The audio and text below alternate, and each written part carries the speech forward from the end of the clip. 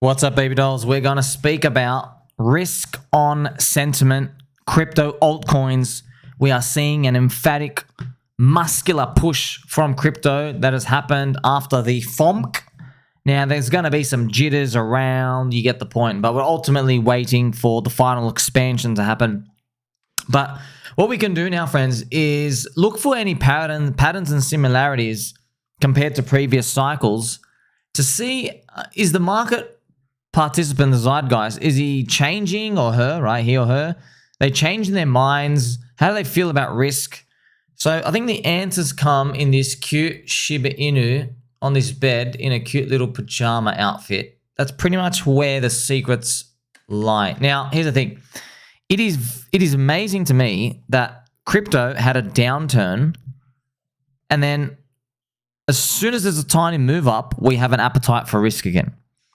Which it's very important to go off that, because in the previous crypto cycles, if you go to the Bitcoin halvenings, and what I'm going to do now is just show them to you.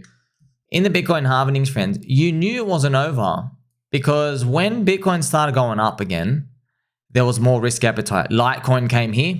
Okay, this is the first cycle. It was a Genesis cycle, so you have nothing to learn off here. This was altcoins. This was Ethereum and Bitcoin going up. So Ethereum gets birthed here, and it goes pumping, but Ethereum's ETH-BTC cycle, it peaked out here. And then, interestingly enough, as we continued throughout the year, an appetite for risk appears. So you can't actually just see it in the Bitcoin chart, but the ETH-BTC goes up, comes back down. And then as Bitcoin continues up, there's still risk on appetite around. But of course, we're so early in crypto cycles, we don't even know what cycles are pretty much back then, that no one really believes it. So it's pretty much a free lunch, free money up only mode. But that's crossing the chasm, right, when it comes to technology adoption. Another one that we saw was the 2020 cycle, where we have the Uniswap creation, which is the third pillar of crypto. And what ends up happening, friends, is we're going to play some absolute cranky G bits, right, while we go through that. See this. In this red September month, I know, friends, I have a red monthly candle here for September. It's funny. You look at these monthly candles, you're like, I don't see the pain. I don't see the pain. Trust me, there was pain around here. There was like infinite pain. Right here, friends, DeFi was pretty much game over. This little freaking move, this 18% move of Bitcoin down to 9,700, just completely gutted DeFi. It was wild. However, as Bitcoin kept charging up, people wanted risk on again.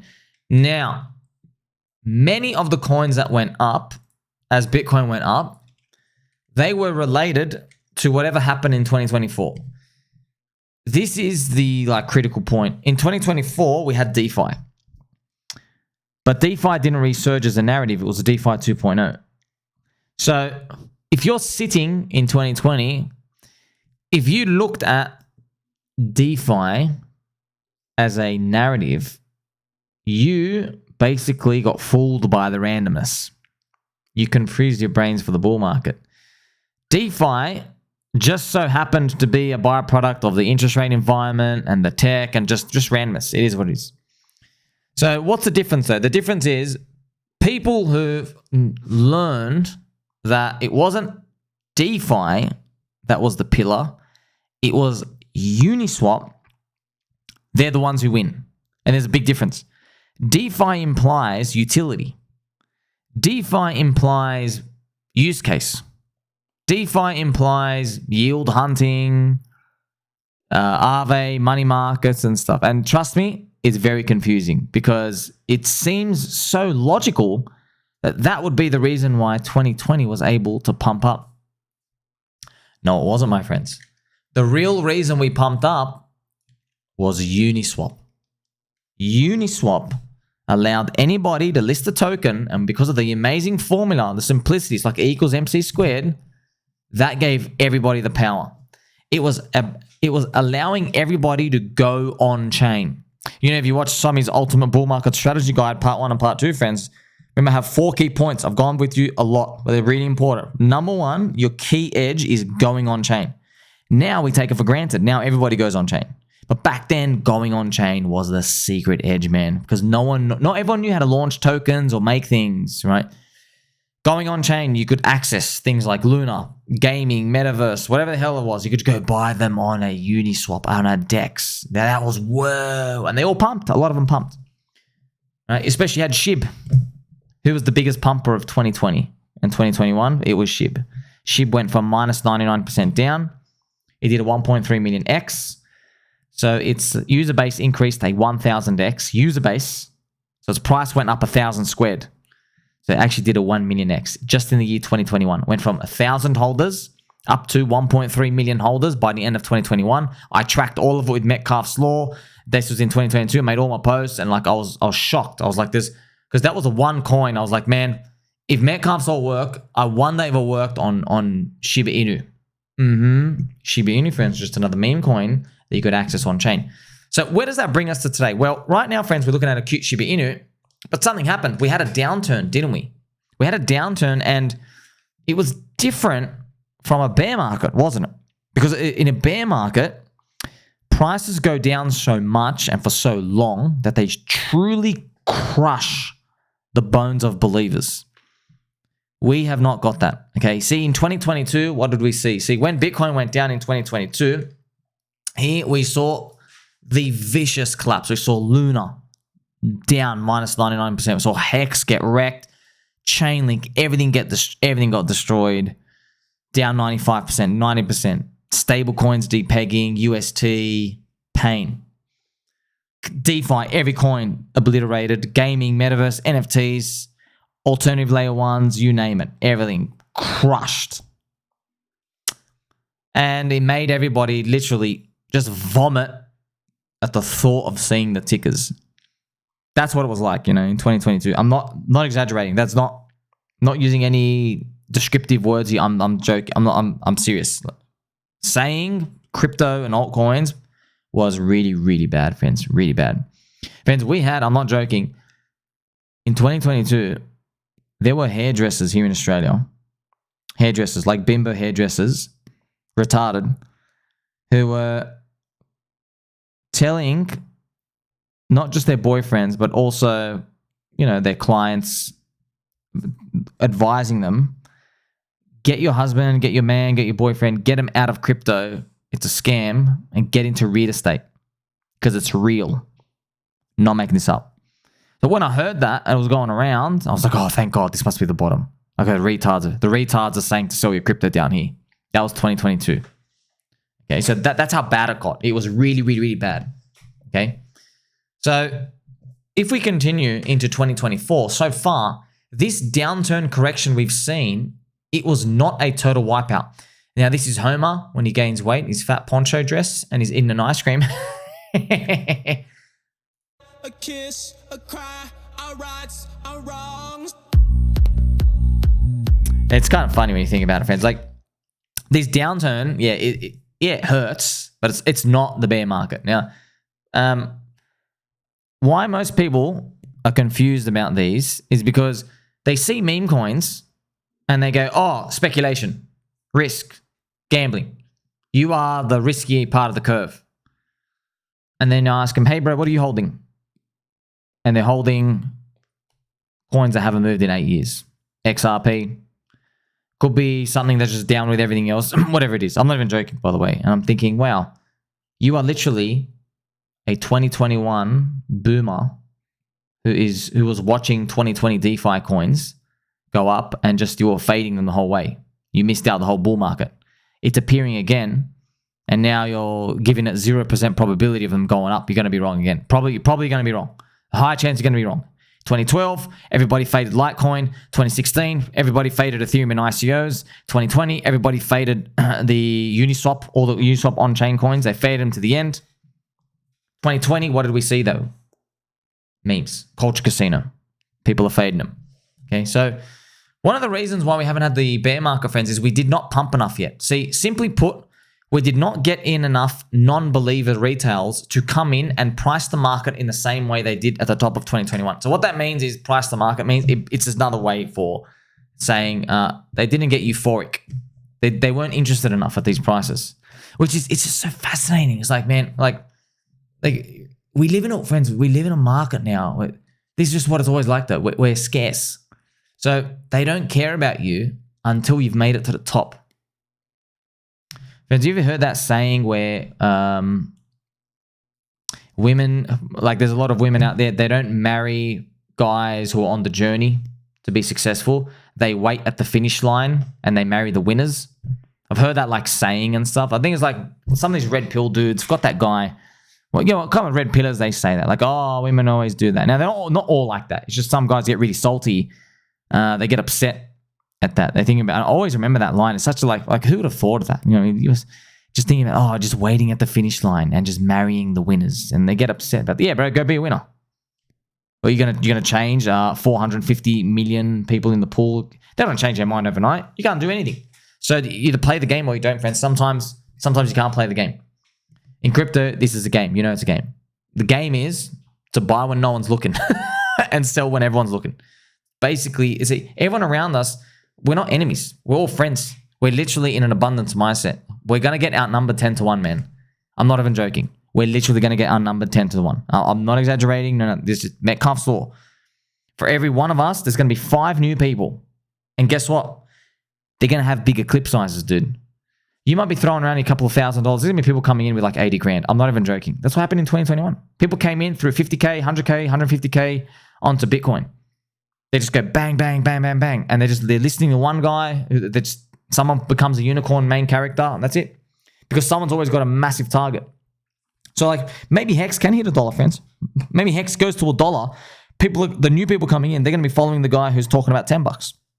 Okay, well, you and I are just completely irrelevant. So I'm just giving you an example. That's what happened with Bitcoin. Okay, look at Plan B, right? Bitcoin at 60K, everyone was cheering 100, 180. So in conclusion, right, we still have plenty of upside pump potential for crypto to go from here, especially fun altcoins like memes. This is a Shib, obviously winking at us with some love heart emojis. So you got to see it right now this year with all the risk, friends. In simple terms, right, when you're holding coins and there's a lot of euphoria, the downturn is a bear market. So we've had a downturn yet. Have we seen a bear market? No. So what it means is all the people who faded the concepts of whatever moved up this year, meme coins, culture casino, right? Everything from a dick with butt to a Pete eye and everything else, like fading them as an idea, even Icosa Hex, even all these other ones, right? Fading them as an idea, you're wrong. Okay, and the market's now showing you're wrong. We've already got the feeling for risk on again. And they're fading it again. They're in disbelief. You see, that's why disbelief pump is like primed. That's why as crypto goes up, they're going to be, what in disbelief off? They go, how can you be excited when you just saw coins go down 90%? And you say, hey, some coins went down 90%, some went down 60%. But it doesn't matter, man. ETH BTC is down 75% after 8 years. Of course we're going to be down. We don't care. We haven't lost any faith. We're not done yet. We haven't sucked in enough retailers yet. So where does that leave everybody? Well, we're going to enjoy young Homer here eating some pizza. He's got a hot dog here. He's got some Duff beer. And it comes to this part right now. So in 2022, the US Fed, they hiked rates and they killed crypto. But the cycle said it was going to happen that way anyway. And we know rate hikes, friends, they're a response to what's going on in the wider market. They're a response. They don't lead anything. So basically, there was a shitload of demand in 2021, and it was so scary and spooky with the inflation numbers to the US Fed. They're like, we've got to hike rates and crush everybody. And they did that. So what everybody says is they say, the rate hikes killed the cycle. But if you take a step further, no, it wasn't the rate hikes that killed the cycle. It was the euphoria boom that killed the cycle. But who started the euphoria boom? Once again, it was the Fed from dropping the rates. Okay? But then, see, you keep going back. It always leads back to them. Okay, why did they drop the rates? Because they raised them 3 years before that when they shouldn't have. Okay, why did they raise them 3 years before? So you keep going back and back and back in time, it always comes back down. It's government intervention coming in the whole way. Okay? So crypto was too expensive in 2021 that they saw, and they're like, okay, you're too expensive. We have to reprice. That's what happened when they hiked the rates. But now, US rates are 5.5%. We just cut by 50. Now we're at 5%. So the rates went from 0 up to 5.5, and crypto crashed. Now they're going from 5.5. We're starting to cut. And those same people who sat on the sidelines, who on all like the Bloomberg macro people in 2022, everybody calling for 10K Bitcoin, bearish as hell, still fading everything. Even those maxis are fading all the altcoins and meme coins. They're still saying that we're going to crash. And I'm sitting here thinking, what if you're just sidelined and you're a smelly bear who poops in the woods? Because I've never thought about that before. Because I thought, well, if you were so hung up on crypto crashing because it was too expensive and they hike rates, well, what does it mean if they're cutting rates now? Now, as soon as you say that, everybody brings out the old charts that you've seen it all over. The biggest crash, and they only cut rates because a big crack is about to come. I know that. But when does the crack come? Tomorrow? Are you sure? Could it be in a year? It could be in a year. Could it crack in 2026? Could it do Somi's double bubble prophecy scenario where we crack halfway, they print a shitload of money, buys us time, and then we crack again in 2026? That's possible. But if that world happens as well, everybody turbo long wins, and once again, sideline bears lose because they're holding the infinite supply coin. So if they're cutting rates now, it means whatever's allocated, friends, remember, when they hike rates, it's because there's misallocated capital to the upside, okay? But if they're cutting rates now, they're saying as well, hey, capital's being misallocated now. You're not long enough. It's starting to slow down, so they're going to start cutting. Okay? It makes you think, wait, if you're not long enough, doesn't that mean the Russell should be breaking the high soon? Doesn't that mean crypto's too cheap? Yes, crypto's at 2 trillion. Okay, so crypto prices are too cheap and they need some sexy stimulus from lower rates. Global liquidity will rise, crypto to 10 trillion. But if you look at everybody who's bearish, this is just from your friend Somi thinking and like wisdom, friends.